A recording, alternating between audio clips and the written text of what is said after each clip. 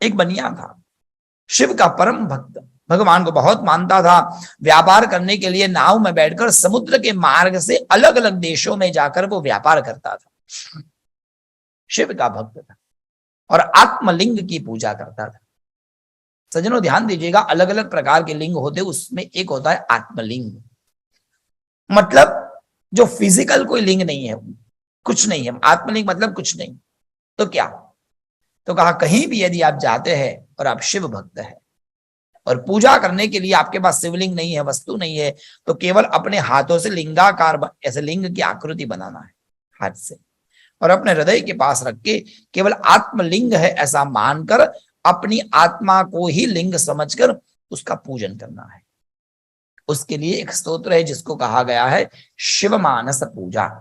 रत्ने कल्पित मानसमासनम हिमजलैः स्नानम च दिव्यांबरम नाना रत्न विभूषितम मृग मुदा मोदान्कितम चंद्रम। शंकराचार्य ने बनाया है ये। तो केवल मानसिक पूजा करना है, उसको कहते आत्मलिंग। तो हमारे जो ये वैश्य था वो आत्मलिंग का बड़ा ही पूजक था, शिव की पूजा करता था। करते करते द्वारिका, जो आज की द्वारिका है, उसको पहले दारुका वन कहते थे। ये दारुका वन के पास उसने अपने जहाज को रोका जल भरने के लिए और फल लेने के लिए। वो नीचे जमीन पर उतरा।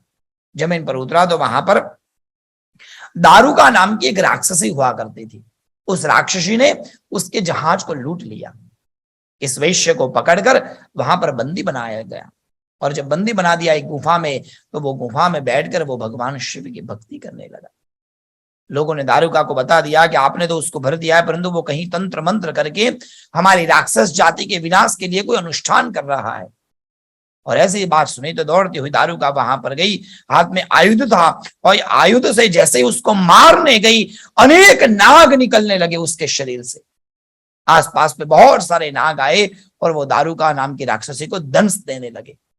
चिल्लाने लगी, जमीन पर गिर गई।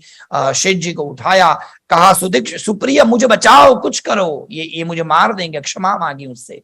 जब क्षमा मांगी तो सुप्रिय नाम के वैश्य ने महादेव को पुकारा। तुरंत वहां पर महादेव प्रकट हुए और महादेव ने उनकी रक्षा की। चरणों में गिर गई दारुका, प्रभु से प्रार्थना की, प्रभु ये तो भूमि राक्षसों की भूमि है, इसको पवित्र करिए। तब आशीर्वाद दिया, चिंता मत करो, आज के बाद में इस दारुका भूमि को लोग दारुका वन के नाम से जानेंगे। समय आने पर इसी दारुका नाम की नगरी में स्वयं भगवान कृष्ण अवतार लेकर आएंगे, यहां पर अपना नगर बनाएंगे और इस नगरी का नाम हो जाएगा द्वारिका।